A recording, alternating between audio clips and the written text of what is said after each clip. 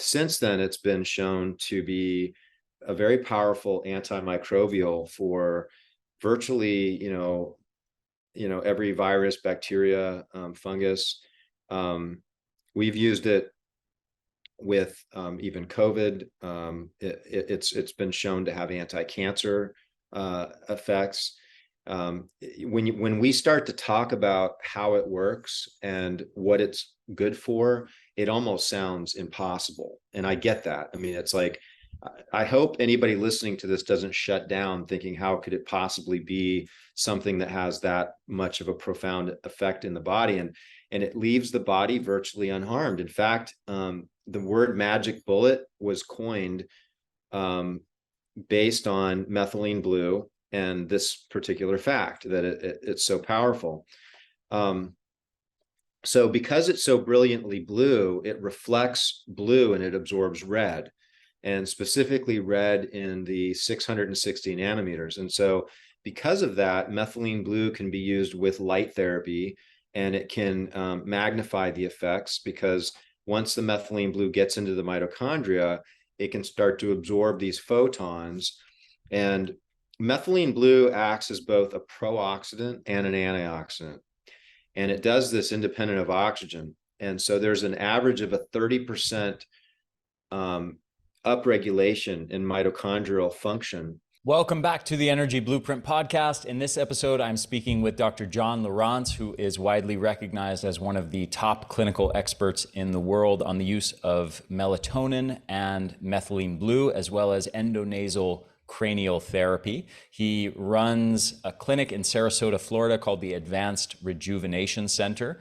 And in this podcast, we do a deep dive into all things melatonin and methylene blue, two compounds, two substances that tie into the story of mitochondrial health and therefore, of course, energy production and longevity, disease prevention, resilience, sleep quality, brain function, mood, and so much more. I think you're going to get a lot of value out of this episode, so enjoy. So Dr. Lieurance, welcome to the show. Pleasure to finally connect with you. Thank you, Ari. It's a pleasure to be here. So first of all, you run a clinic in Sarasota, Florida called the Advanced Rejuvenation Center. Can you describe what you do there? Because it's a long list of many, many things that you do, and I'm curious to have you give listeners a sense of all the work that you do rather than me try to describe everything. Yeah.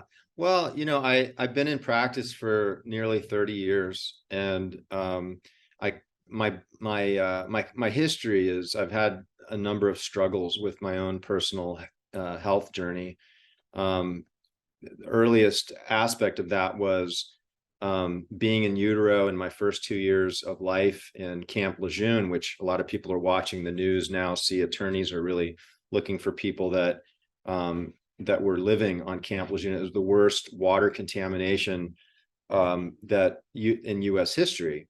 And so this created a situation for me personally where I had a lot of challenges growing up with dyslexia and learning disabilities. It's almost like a traumatic brain injury, really. A lot of kids and babies were stillborn.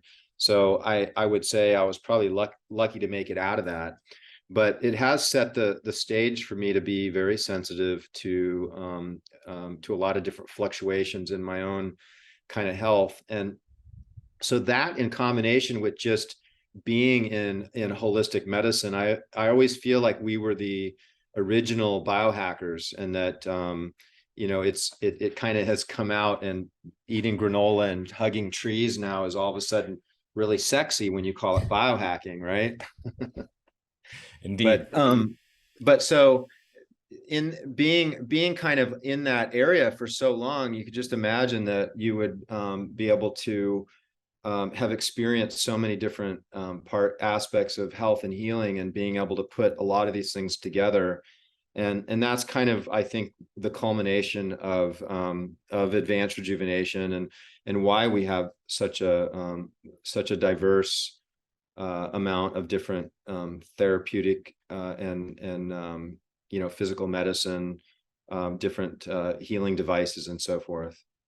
Okay, give listeners a sense of what conditions you work with or specialize in, and what kind of therapies you're engaging in the process of working with patients. Well, the two main books I have out on Amazon, one's on methylene, I'm sorry, there is an ebook on methylene blue, melatonin, miracle molecule, and also more recently, I released a book on a very little known physical adjustment called endonasal cranial therapy. And the specific form that I have developed and I teach to other doctors is called functional cranial release. And this is something that I started using very early on, and I feel like it is an aspect of what we do here that may allow us to get results in a lot of cases where other people might not, just because of the impact that that has on the central nervous system. So basically what it is, it's an expansive pressure where we use a small balloon placed in through the nasal passage, and it releases a lot of bound tissue in and around the cranium. And by doing this, it allows the expression of life force, really. I mean, it almost sounds a little foo-foo to talk about life force and universal intelligence. But this is basically information that runs through our body, and it's the energy, frequencies, and information that provide the healing for our body, and the regulation and the adaptive mechanisms to stressors. And this is something that diminishes with a lot of people for a couple of reasons. I think one is because the life force is low in the body, but also there's so many stressors these days, right? I mean, Ari, look at like all the things that we didn't really have to deal with in the 50s, you know. And you talk to practitioners that were working back then, and they said it was easy, like especially like within chiropractic profession. Oh, we would adjust patients and everybody got better. And nowadays you have to do all these other things with people in order to achieve that same goal. So, and that's probably another reason why we've created, you know, these combination therapies here at the clinic. But, you know, the endonasal, I really love. We use a lot of high dose melatonin, which kind of goes a bit against the narrative that people will typically hear about melatonin with, where we're going into the hundreds of milligrams. Methylene blue. I definitely want to talk to you about all of that stuff too. So Sure. we'll get there. Yeah. Methylene blue is another substance that I think is poorly understood. Mm-hmm. And higher doses of methylene blue, I think, have been more helpful than lower doses. Mm-hmm. And we can kind of dive into methylene blue. We do a number of IVs. We use a lot of ozone in our practice. We can talk about the synergy of ozone and how it works to improve, again, life force, which is mitochondria, right? If we want to get more technical, we can call it life force, or we can call it mitochondrial energy. And what are some other things we do? We were one of the first clinics to do stem cells, where we were actually pulling bone marrow, and we were doing liposuction and taking the stem cells off of fat, like literally almost 20 years ago, we were doing it out here. Wow. And we were using prolotherapy even, you know, another 10 years before that, which is a form of regenerative medicine, which is a sugar that's injected into damage. Platelet-rich plasma, using the blood. All these things can be really powerful for the physical body, because this is the way we heal. We heal with regeneration, whereas we need building blocks to create new cells and tissues, and that's carried by circulation. And many times the denser aspects of our body don't get circulation. You think about when you're eating steak and you get gristle caught between your teeth, and that gristle is connective tissue. And connective tissue and cartilage are the two most densest, poorest vascular, meaning that there's not a lot of bring in the groceries, take out the garbage type of circulation. So it gets injured, and 70% of the time it stays injured. And that's what leads to a lot of these degenerative problems that cause us to lose function, where we can't go out and play the sports, and we can't lift as much weight, and we can't be in as much comfort in our body, right? And move around with as much grace. And so by taking different tissues and cells from one part of the body, from like, say, the bone marrow, or just from the blood, and using high definition ultrasound and injecting it into specific areas, this can be miraculous. And what I love about it, Ari, is that it's actually healing the body the way God intended the body to heal, right? It's fixing it at the root cause. It's not the pain, it's not the inflammation, but the pain and the inflammation is following the instability and the damage. And so we fix the damage, the pain, and the instability goes away. Mm-hmm. You've mentioned God a couple times, and I know that you have something called the 3 legs of a stool: vitality of the body, mind mastery, and a direct experience of God. Can you describe what you mean by that, and how you help patients achieve a direct experience of God? Sure.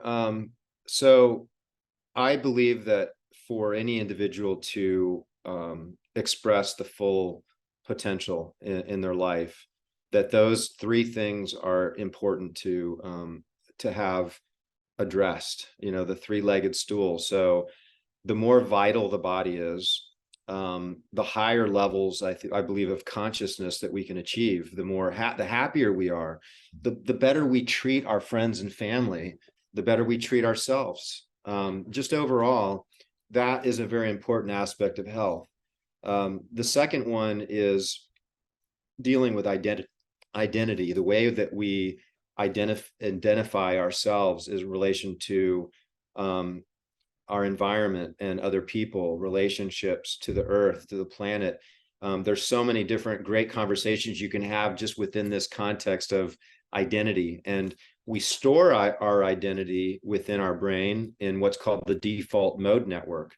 And when we do different types of therapeutic work, like it could be deep breath work, there could be the endonasal balloon incidentally lowers that default mode network. So we use that in a kind of a ceremonial fashion called bliss release, where we have an access to get people to kind of step out of that identity, right? Like, this is self and me, and then everything's separate, right? When you're like really identifying with the self, you can step out of that and see things more globally. There can be a tremendous amount of transformation and healing that can occur there, especially if you can surround it with the intentionality of gratitude and acceptance and compassion. With the direct experience of God, I believe that that is defined differently for everybody, right? So sometimes people get caught up on the word God, and it could just be life force, or it could be universal intelligence, or it could be the divine, or it's a higher power. Often they use that term in, like, say, AA or NA. So this is basically just believing that there's something greater than ourselves. However, for me, I didn't fully really understand that for most of my life. And maybe about 5 years ago, I was invited to go to a ceremony with plant medicine. And this was a very unique, specific form of medicine and ceremony called the Clarigenic protocol, which that word's getting thrown around a lot. I know Ben Greenfield talks a lot about it. So when I was introduced to this Clarigenic protocol, I was, I had a mask on, I was listening to music, very specific music. I took some medicine, I was laying in a bed, and it was all about the inward journey. I was instructed to do a lot of different forms of breath work. And for me personally, it was an experience that I'll never forget. I felt like I was with angels, and I had this just overwhelming feeling of just being one with everything, and just a tremendous amount of love. And I just imagine that when people at, say, church or any type of religious event, whatever they're talking about was that, like, that was what I experienced. And it was so deep and profound for me that it's changed my life ever since then. And I've seen this type of effect with many. I've even seen this when I've worked personally with people with the bliss release. It's this just mystical experience, and so I think putting those three things together that was the recipe that worked for me personally. I've seen that working for a lot of other people throughout my work, and I believe that some sort of a psychedelic medicine in the form of a plant medicine journey could be probably one of the most consistent and easily accessed method for people to experience that third leg of the stool. Yeah, absolutely. Can I ask what specific plant medicine it was? Was it 5-MeO DMT? Well, that wasn't. However, I did experience the 5-MeO twice, Uh-huh. and that was probably my greatest teacher because it was another level of experiencing God that I experienced, and I mean it's hard to describe. Yeah. It's just a complete death of the ego. So Mm-hmm. the first experience it was a heart opener. So it was kind of a based on the sassafras tree, which is something that's it's a heart opener. So you feel a lot of love and compassion, and then there was ketamine involved as well. So it was kind of the combination of those two medicines. Mm-hmm. Very cool. Okay, so let's get back into some of the biochemistry stuff, methylene blue, melatonin, all this sort of stuff, and how it works. So, first of all, let's talk melatonin. So you've written a book on this called, what was it called? The Miracle Molecule? Miracle Molecule. Mm-hmm. Okay. And you sell products as well as like suppositories, some interesting methods of delivery using some very high dose melatonin.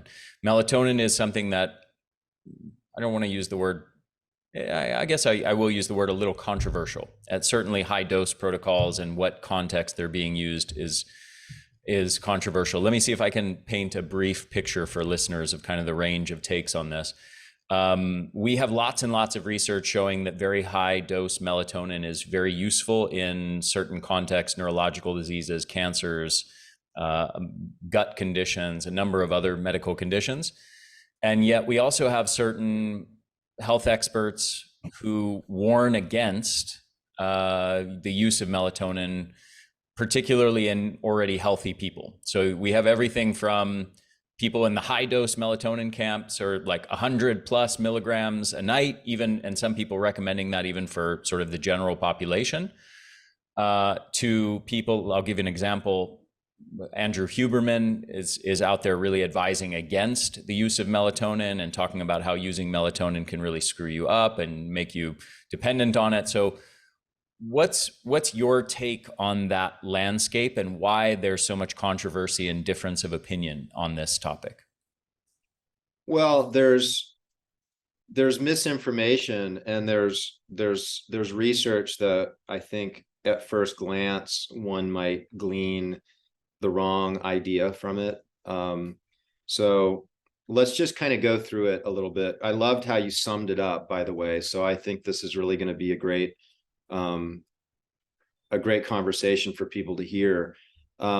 So the first thing I'd like to address is melatonin.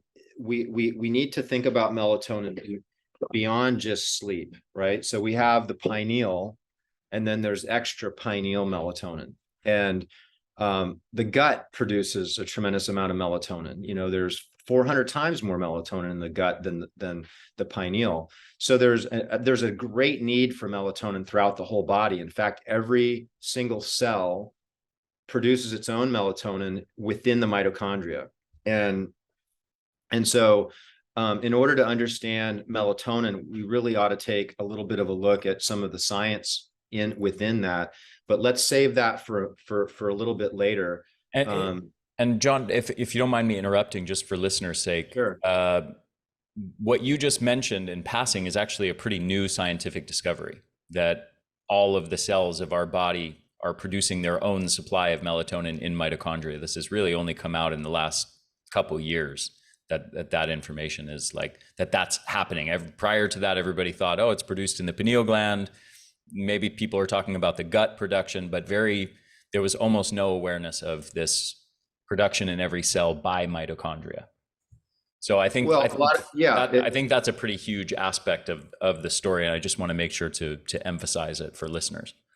well, this is why, there's this knee-jerk reaction when discussing melatonin to just be like myopically thinking about it for sleep and the circadian rhythm. Mm-hmm. And so then when you have that thought, then you start to lose the interest in why you might take it. Other than, hey, if you're sleeping fine and blah, blah, blah, you might want to take a small amount within like 2 or 3 milligrams or less. Where there's, so let's take a couple steps back. So is melatonin toxic? So if there's any toxicity to melatonin, this would be something that would be really interesting, right? And the other thing would be, does your body get used to it? In other words, if I take melatonin, am I going to stop producing my natural melatonin? Because this would be a really big headwind, right? I mean, this is something that would be really considered. Now, with testosterone, there's a negative feedback loop, right? With estrogen, progesterone, with cortisol, most hormones, thyroid, they all have this negative feedback. So both of those questions are negative with melatonin. There is no toxicity that anybody has been able to find. They have gone up to doses that would be up like 150,000 milligrams for someone about our size. They just stopped the study, right? So the word toxicity and melatonin shouldn't even be used in the same sentence. However, they are. There's been some things even recently that have come out suggesting that it's toxic to kids, where there's no toxicity. Like there's no research that's ever shown that melatonin has a toxic effect. The other thing is there's no negative feedback loop. So we produce melatonin based on sun hitting our eyes. And so every day that starts brand new. Pineal gland melatonin. Right. That's in the pineal. And so, so there's no negative feedback loop. So we'll produce just as much melatonin if you to take even large amounts for extended periods of time. You could stop, and just the very next day, I take hundreds of milligrams every night, and I've gone through months and months of taking it religiously every night, and then I've not had it. I've been traveling, and it's like, oh, okay, I forgot my melatonin.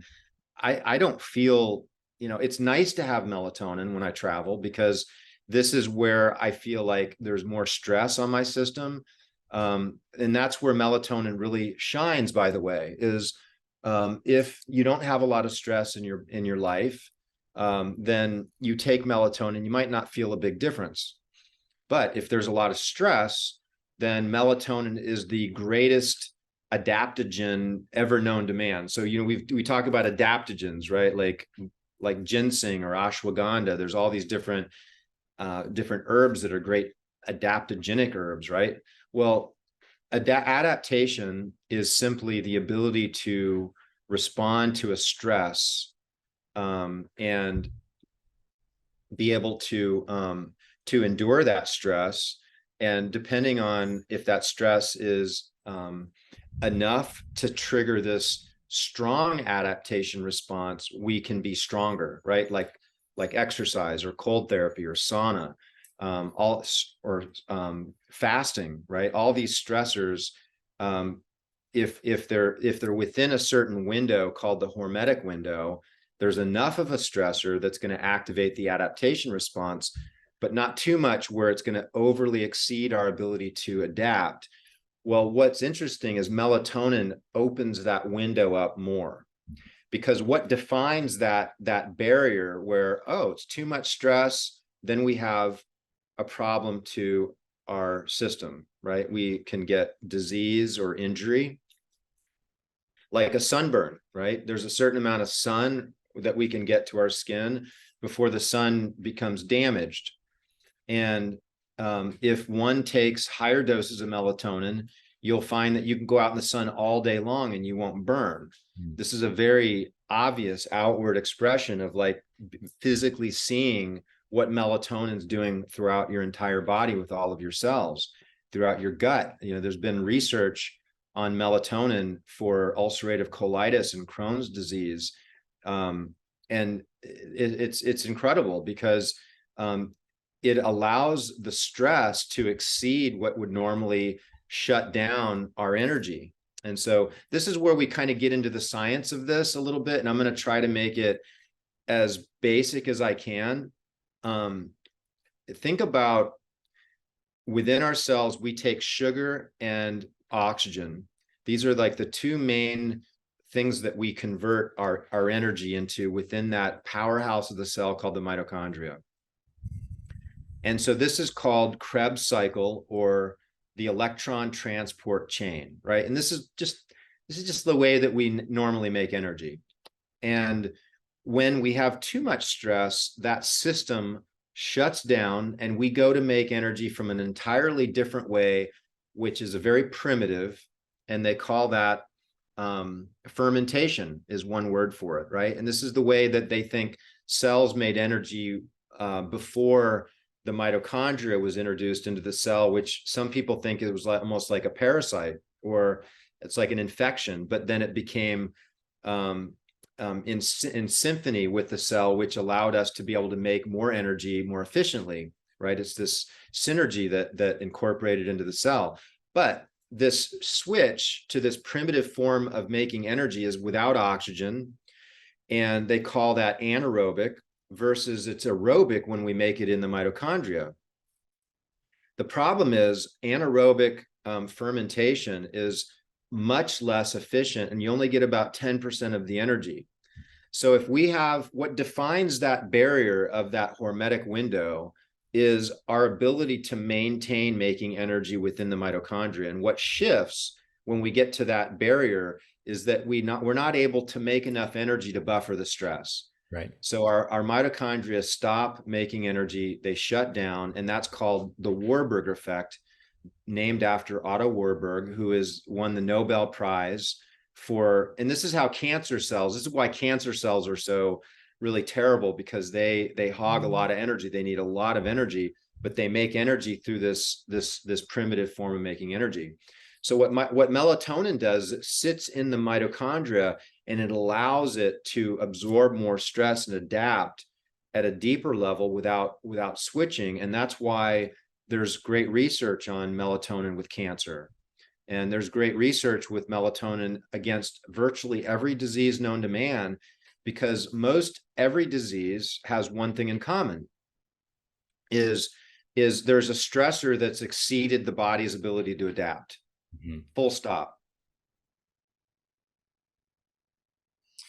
So one thing I might add just to what you were saying on mitochondrial energy production versus anaerobic glycolysis, just for listeners' sake, especially because this podcast is so focused on energy and fatigue, is in general, the less fit a person is and the less healthy a person is, the more that they will tend to shift towards a predominance of anaerobic glycolysis rather than mitochondrial respiration as their baseline mode of energy production, predominant mode of energy production. And I should also mention there's a number of studies that have shown that in chronic fatigue syndrome and in fibromyalgia, there's a shift in that direction, meaning there's a decline in the ability of these people to do mitochondrial energy production and a shift towards a predominance of anaerobic glycolysis. So you're saying that melatonin interplays with that by facilitating mitochondrial respiration, facilitating a shift back towards the more ideal, more optimal state of mitochondrial respiration rather than anaerobic glycolysis. Well, not only does it shift it back, but it prevents it from shifting to begin with. Mm-hmm. So, and that's by taking exogenous melatonin. So you can take it as a supplement. And you think about kids, and when you're younger, how resilient you are and how much that might be the response, be because you've got all this you have all this melatonin, and you look at the graph and melatonin, how it really falls off, especially after the age of 40, which is right when, we typically start becoming less resilient to stress. But, I think that people will find it really interesting to utilize higher doses of melatonin during periods of stress. Some people that might be in challenge situation might want to take higher doses of melatonin on a daily basis, so there's not any like set way to look at this as a strategy. It could be used periodically, or it could be used on a daily basis. There's no problem with doing it daily. That's what, I think people really need to understand, is that there's no reason to be afraid of taking higher doses of melatonin. You had mentioned Andrew Huberman. Boy, I'd love to get an audience with him. So with Andrew Huberman, his opinion on melatonin lowering testosterone is a little flawed because it's based on a rodent study. And what's interesting about rodents is, in fact, there's been a lot of studies showing that it's quite the opposite, that melatonin actually can support the hormones. And so rodents are nocturnal, and during certain seasons of the year, there's shorter days and there's longer nights. And so there's more of a need for them to have lower melatonin levels, and how that reflects in their testosterone. And so I think that one particular study to base this opinion on melatonin is not accurate.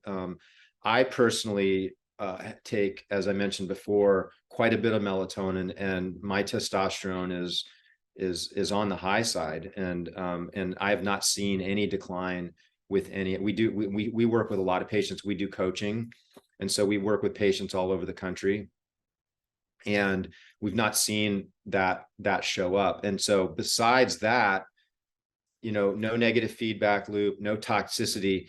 I just don't see any reason. And like I said before, I would love to maybe even go on. And so if Andrew, if you're listening to this, I would invite you to, maybe let's do a podcast on melatonin together. Cool. So one other thing I've heard, my friend, maybe your friend also, Dr. Ben Lynch, who's a genetics expert and biochemistry whiz, he also warns about high dose melatonin interfering with estrogen. Have you heard anything on that, or seen any effects like that in patients that are using high dose melatonin? No, I'm not familiar with any of his work. Okay. Okay. So I have some personal anecdotes here I'd like you to comment on as well. So I've read for several years now a lot on melatonin, and I think the research is so impressive, as you've outlined here, that I was very high on it, and I started trying to take melatonin. And anytime I take more than a microdose, I experience pretty significant side effects. I'm under the impression that I'm in the minority of people here. But my dad experiences the same thing, which leads me to believe there might be a genetic component to this. And what I experience is that it profoundly disturbs my sleep. I sleep horribly with anything more than about 1 milligram of melatonin. And if I take like 3 or 5 or 10 milligrams, I will wake up feeling extremely ill and nauseous and extremely groggy in the morning for about an hour. And I got to lay in bed for like an hour to let all of those symptoms wear off to the point where I can walk around and function. I'm not somebody who's sensitive to supplements in general, or sensitive to anything like as far as stressors or anything like that. But there seems to be an extreme sensitivity to melatonin for some reason. I'm curious, and from polling my audience, I was curious, so I polled my audience to get a sense of if other people are experiencing that. It seems to me that maybe 5 to 10% of people have this kind of reaction to melatonin, hypersensitivity to it. I'm curious if you know anything about that, you've experienced people who have that kind of reaction, and what physiology might explain it. Well, so a few things. One is it sounds like you're having what's called a paradoxical effect, which you're getting energized, which would explain the loss of sleep and maybe waking up feeling groggy. Although waking up feeling groggy can happen with some people that don't metabolize quickly. And so sometimes people that, like if you're sensitive to caffeine, you might consider that you're not going to be breaking down melatonin as well either. It's the same gene pathway. Yeah. So what we'll have people do is dose the melatonin earlier, like maybe around dinner time or even before dinner time, so that their bodies had an opportunity to kind of clear that out by the morning. The paradoxical effect where people get energized with melatonin does happen from time to time. And when we have people that have that effect, we'll dose them during the day. If it's, somebody that has a medical situation that we're looking to dose them with melatonin. But it is interesting. There's nothing really clear in the research on why that happens. With regards to maybe feeling ill, it's possible that you might have some heavy metals. And one of the things that melatonin does very nicely is it chelates and causes the brain to dump heavy metals and toxins. So sometimes people have some side effects and they're not willing to continue on, like, oh, well, I'm going to try melatonin. So they might try it once or twice. They have a negative experience and then that's it. They don't go back. Whereas it could be because it's charging up the cells so much, it could be that there's a bit of what's called a Herxheimer reaction, right? So this is a name for a healing reaction where the body goes through a process where there could be die-off if you have an infection, like maybe you have chronic Epstein-Barr and the body starts to clear out that, and then you might start to have some inflammation or some side effects associated with that die-off. Or if you're toxic and the body, it all of a sudden gets a deep cellular energy, like we talked about, then it starts to throw off some of those toxins, then there could be some side effects there.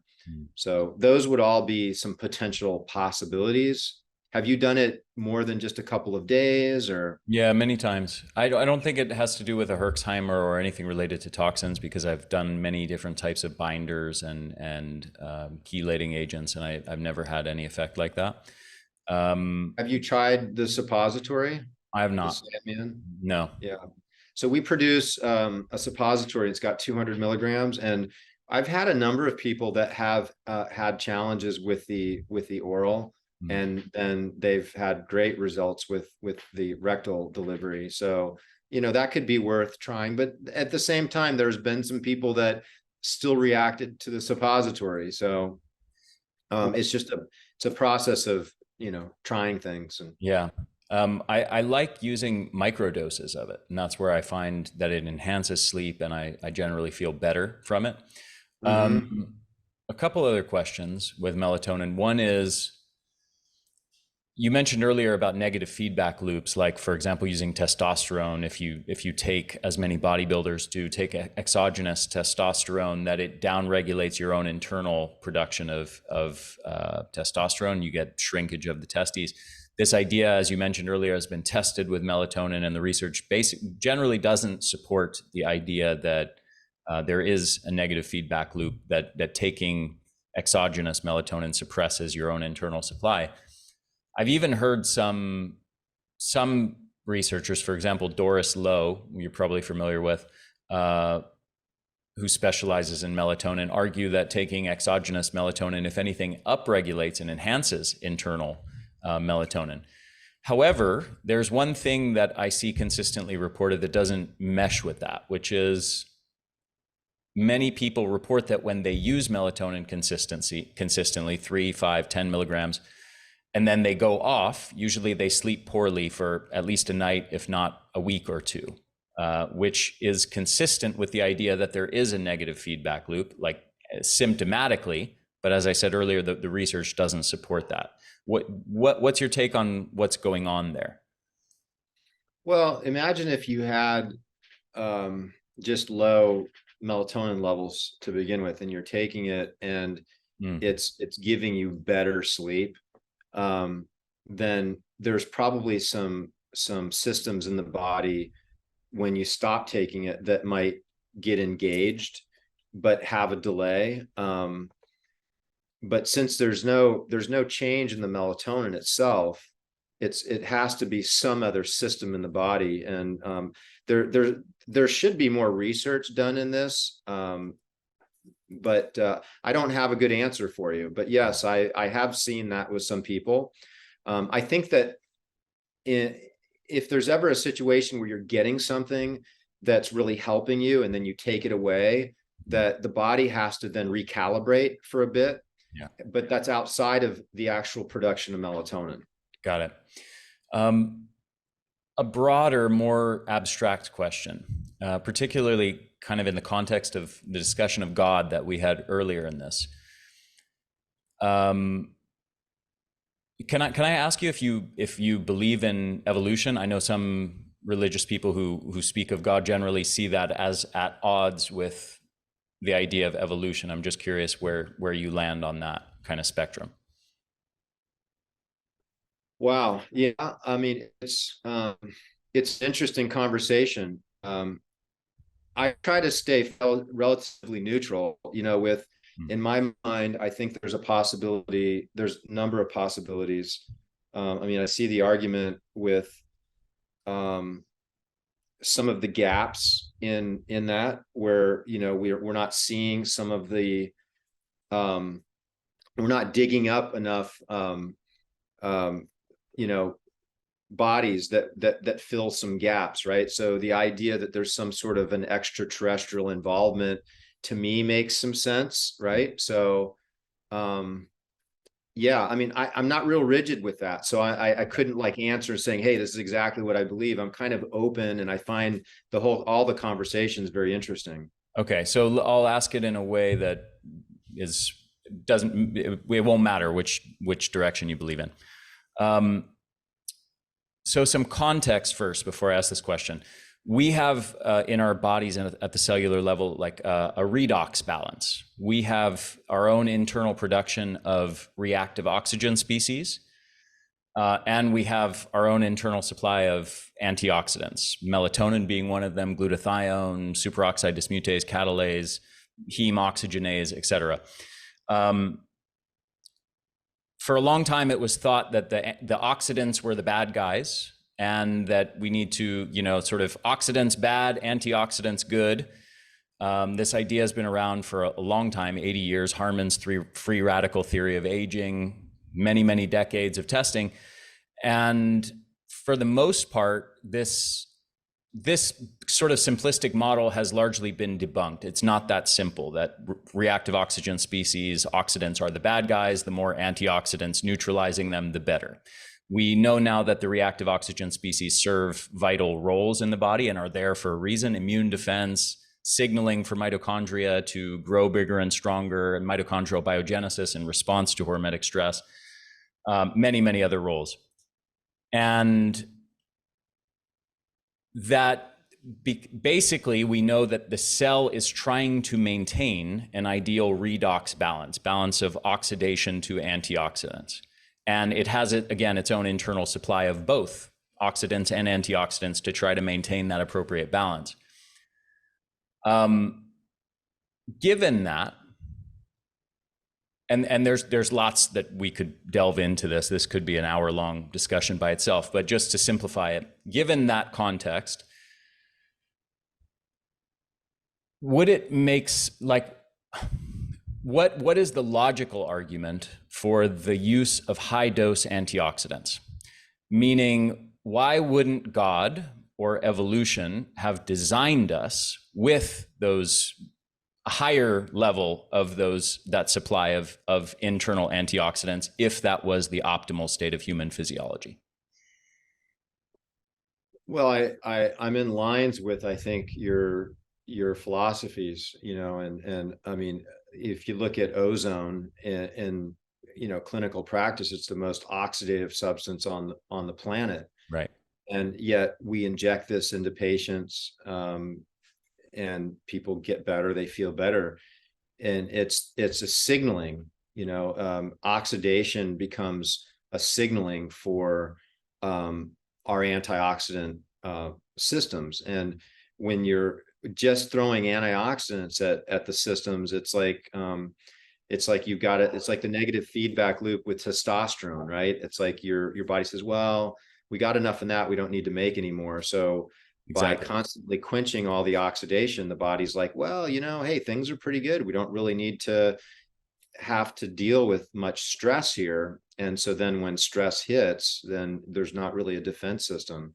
Mhm. So I can't help but appreciate the fact that, back in primitive days, that the oxidation level was extremely high. We didn't have the ability to eat the rainbow back then, right? I mean, you weren't eating a lot of like fresh fruits and vegetables and eating the variety. You were eating more mono diet. You'd probably just eat meat for a month or so.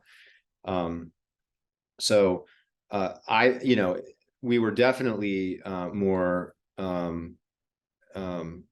designed to endure and thrive with bouts of oxidative stress. And that's, I think pretty evident. I mean, I think that this is becoming extremely well embraced by the medical community in general, biohacking community.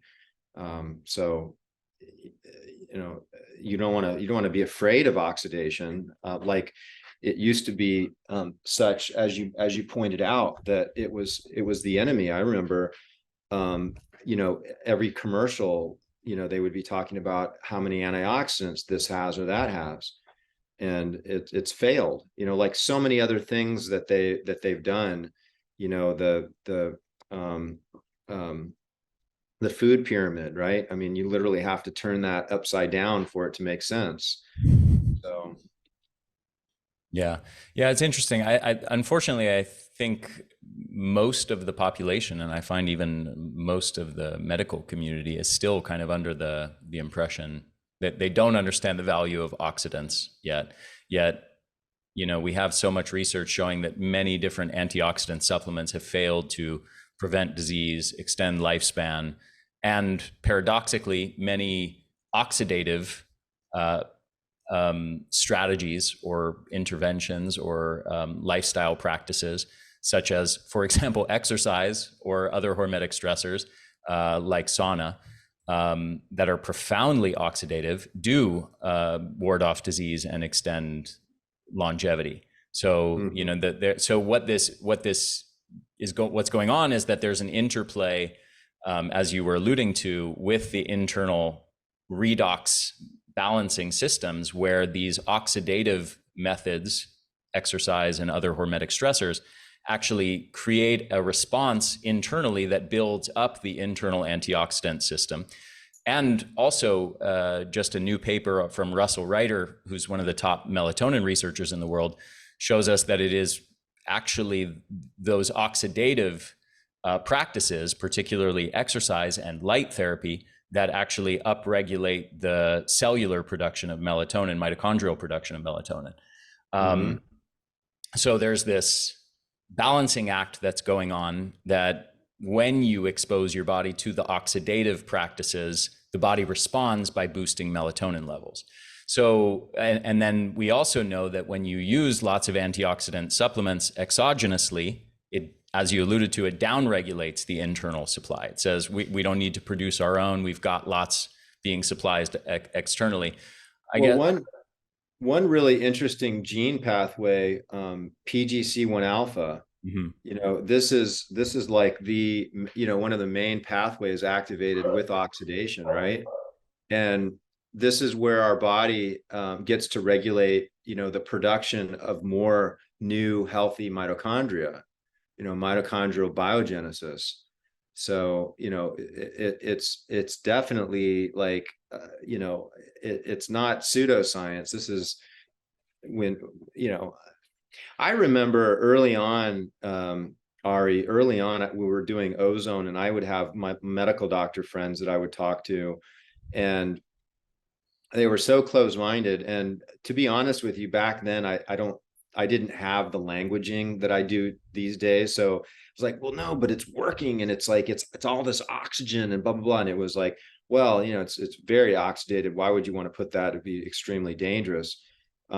Nowadays, I think we have so much research and information to carry these conversations, even with the most discriminating scientists, such as Russell Ryder's. I mean, Russell Ryder is probably one of the biggest inspirations I've had, especially with melatonin. He's a genius. Yeah. So we're quickly running out of time here. I would love to spend another hour talking to you about melatonin, but I want to make sure that we go into methylene blue. So this is something that has become very popular. I think really just in the last 6 months or a year, especially, it's really skyrocketed in popularity.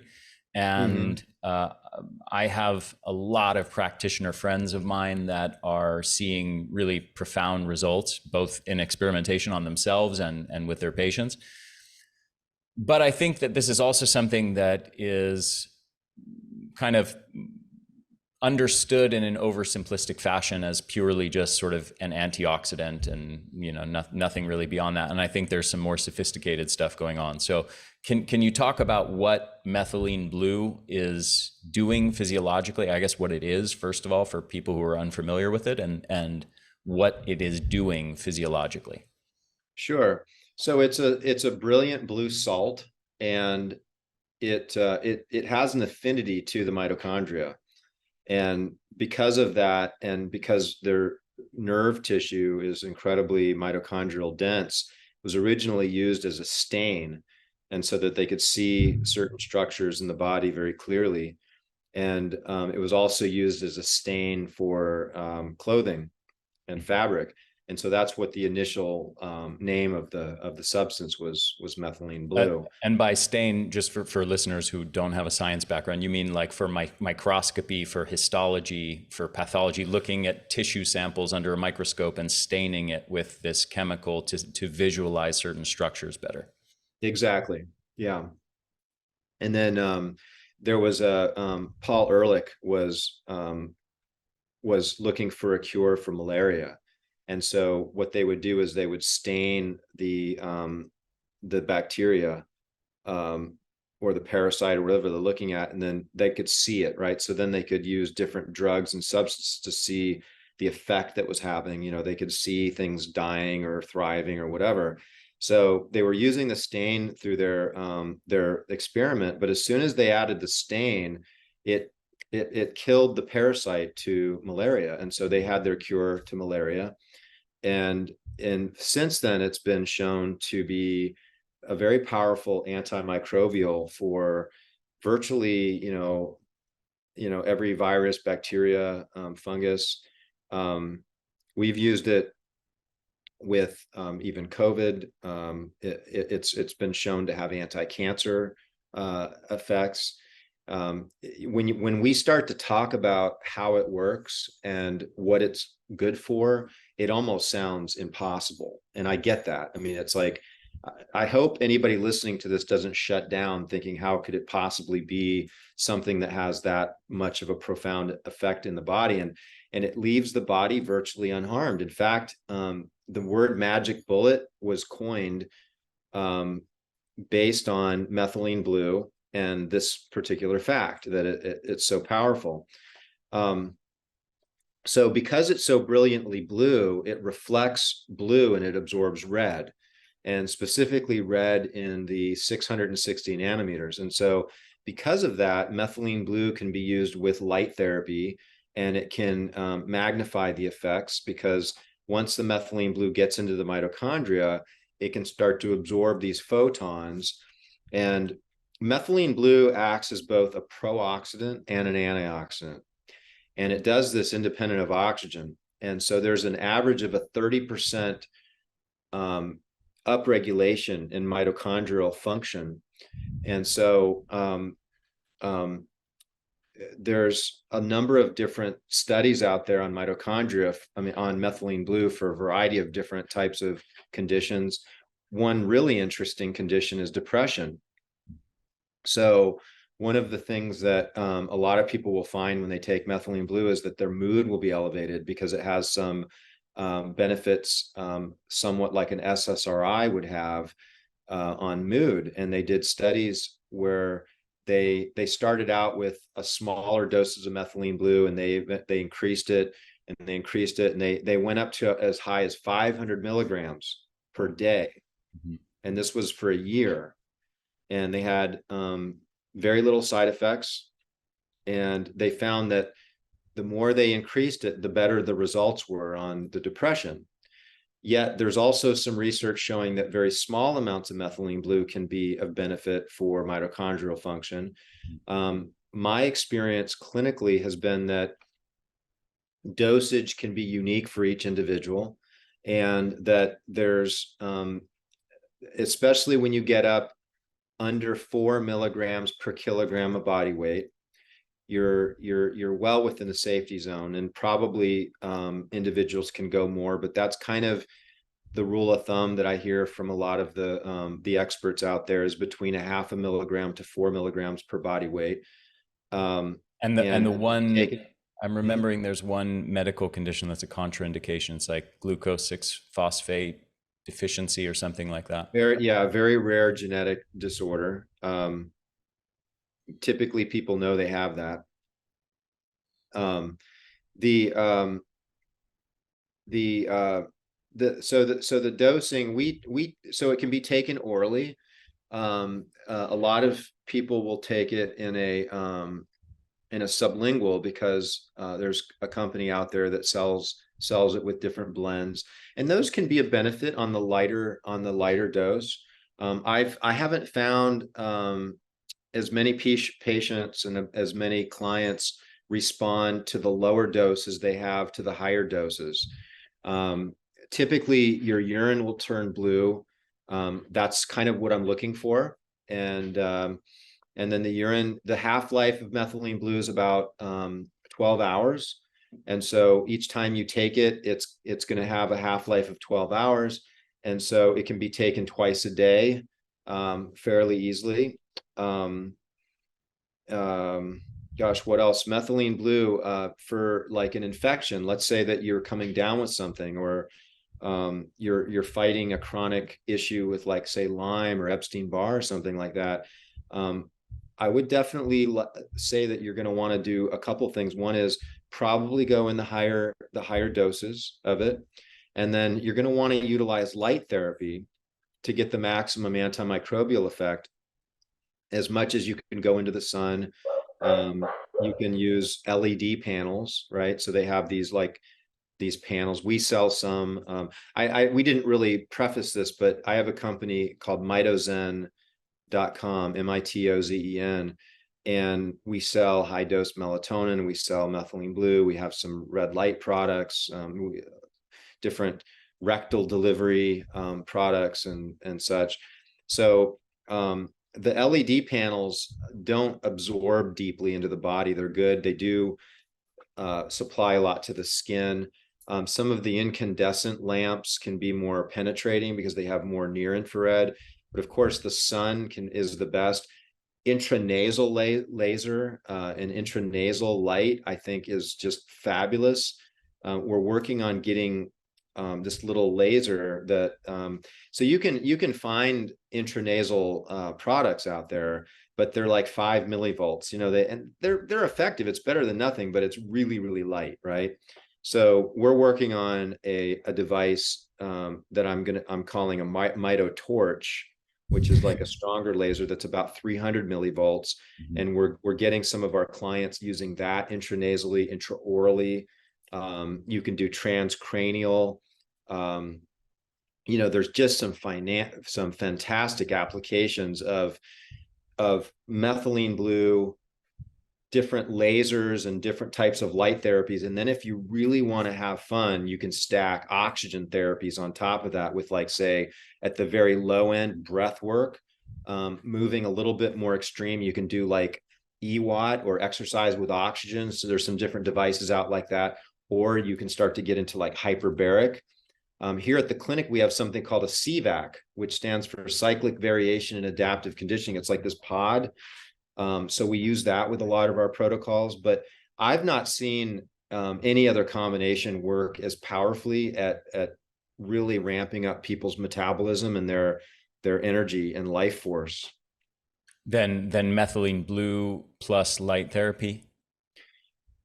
Methylene blue, light therapy, and then some oxygen therapies. Okay. And then if you can throw on some grounding or some PEMF, you really got something. Okay.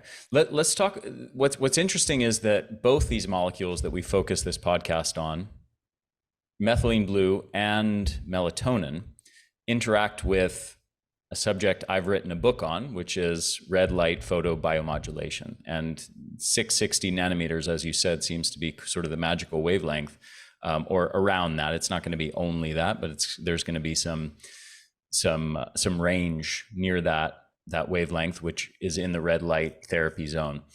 And as Russell Reiter has found, this red light frequency increases mitochondrial production of melatonin at the cellular level, extrapineal melatonin production, and their synergy, as you said, with methylene blue.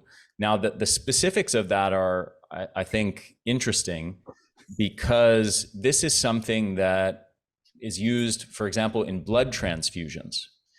They take the bag of blood and they put methylene blue in it and they irradiate it with 660 nanometer red light to kill any microbes that are present. And this is because the red light, as you said, is absorbed by the methylene blue, and then it creates singlet oxygen, which is an oxidant. So we have this thing that's commonly thought of by most people and framed as an antioxidant, but when you combine it with red light, it's producing lots of oxidants. Now, the story is, as we've said earlier, more complex than just oxidants are bad, because we've already said that many things that are oxidative in nature are actually beneficial. So there's antimicrobial effects to me that make sense. So you got the methylene blue, red light, creating singlet oxygen. Now you're killing viruses and bacteria and things like that. It can be used intraorally. There's studies to show it kills bacteria, pathogenic bacteria in the mouth. As I said, even studies on COVID showing it kills COVID in blood transfusions. It's reasonable to think it might also interact internally in the same way. What do you think's going on outside of the antimicrobial effect? What do you think's going on with the combination of methylene blue and red light as far as the energizing effect or brain enhancing nootropic effect? Do you think it's similar to ozone, and that basically what you're doing is creating a burst of reactive oxygen species that's then creating a beneficial adaptive response? Or what do you think's the physiology underlying that? Well, so the electron transport chain is, so the mitochondria, it moves electrons, right? So that process of moving electrons is exothermic. It produces heat. And so what methylene blue does is it gets in there and it acts to like donate electrons, right? So it's like just like here. So it kind of lubricates that chain so that it goes more efficient. And so there's 4 complexes in the mitochondria, and they're all named based on the numbers: complex 1, 2, 3, and 4. There is a 5th, but it's for this conversation we'll just focus on the 4. And methylene blue upregulates the 1st, 2nd, and 3rd by 110%. Yet it only upregulates the 4th by 70%. And that 4th complex is called the cytochrome C, and cyto for cell and chrome meaning light. And so when you add light, it supports that last protein so that it really fully lubricates that whole system. But yeah, so since red light photons interact directly with cytochrome C. Right. Yeah, that's interesting. Okay, so we've got the singlet oxygen antimicrobial effect and this other mechanism interacting with cytochrome C. Very interesting.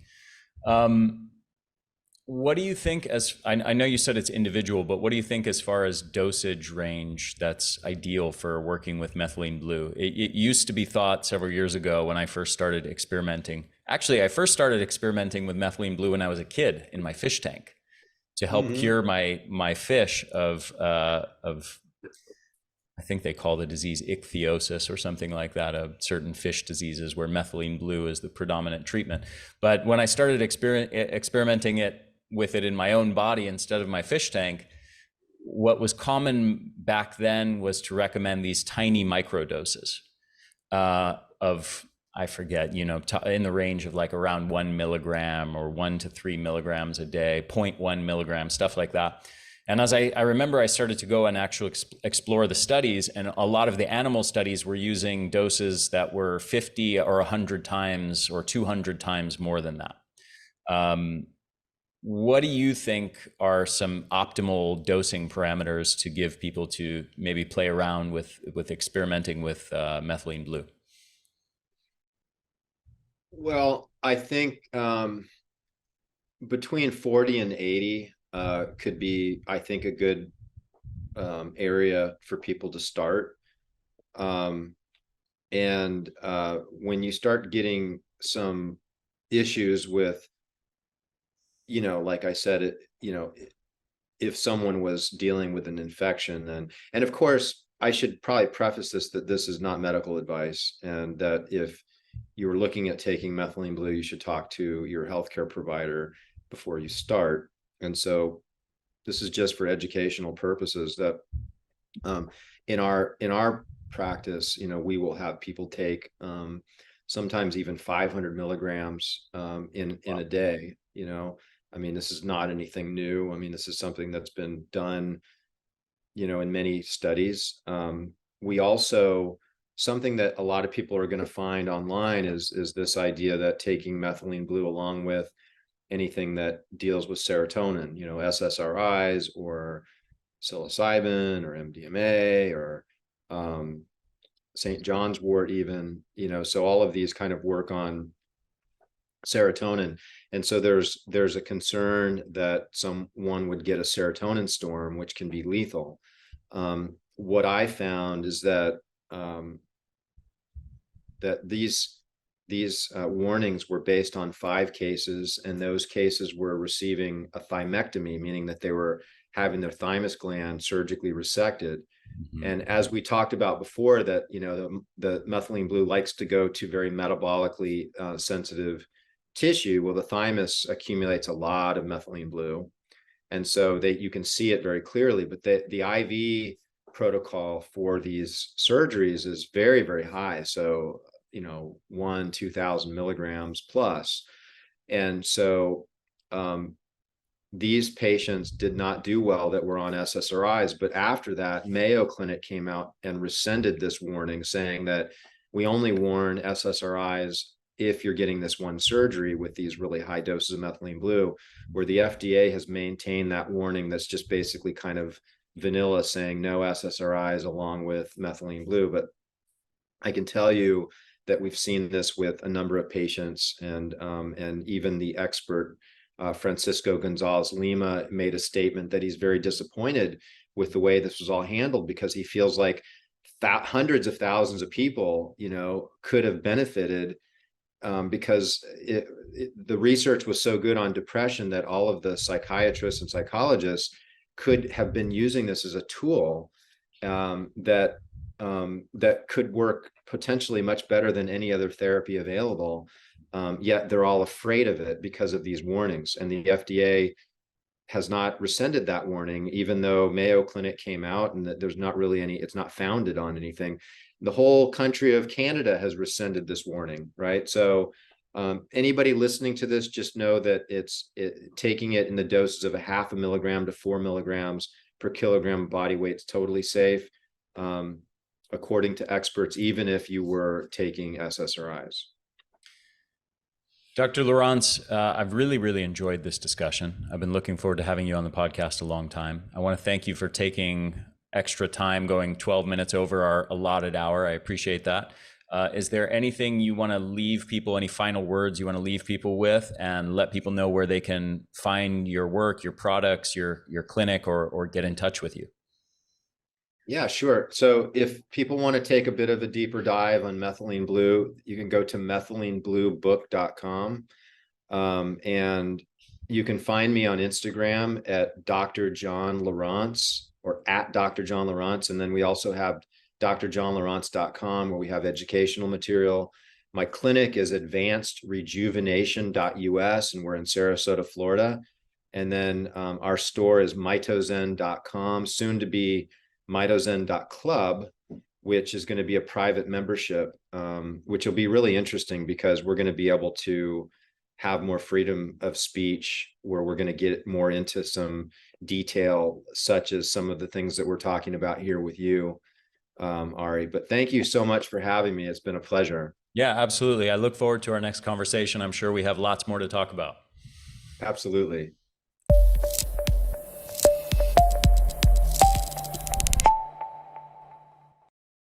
Hey there, this is Ari again. Thank you so much for listening to this episode. I hope you enjoyed it. If you did, if you found it valuable, please share it with your friends, share it with your family, help me get the word out there. Also, if you're on YouTube, make sure to hit the subscribe button and hit that little bell to get notifications every time we release a new video or new episode of the podcast. And if you're listening to this, make sure to subscribe to this podcast on iTunes or on your favorite podcast app. Thanks so much for supporting my work at the Energy Blueprint. I hope you enjoyed this episode. I will see you in the next